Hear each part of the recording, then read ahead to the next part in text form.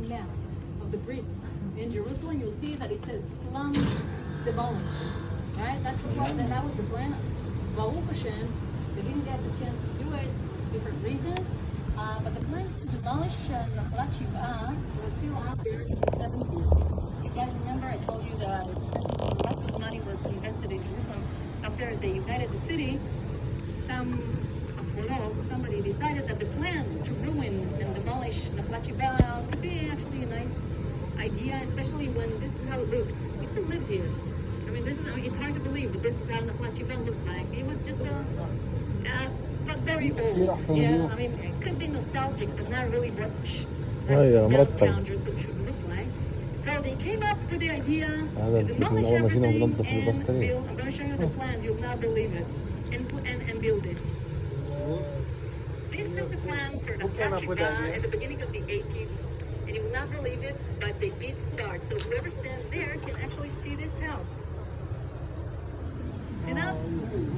Up there, right behind my back. If you guys can't see it, we're gonna stand up. You'll see it. This building was built on Zion Square over a very old cinema mythology cinema that was called Zion. That's why the square is named Zion Theater. They completely demolished it in order to build this. That was when the Jerusalemites were like, "Oh my God, what are you guys doing?" And they actually sat here in this little courtyard in order to stop the tractors. And that's what saved Nachalat Shiv'ah from this, Baruch Hashem.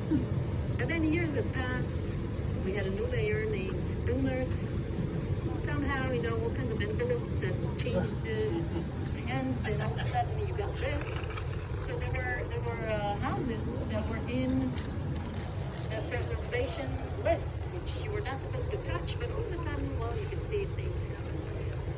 So it's not exactly Nachalat Shiv'ah as it used to be. Most of the people who live here do not live here anymore.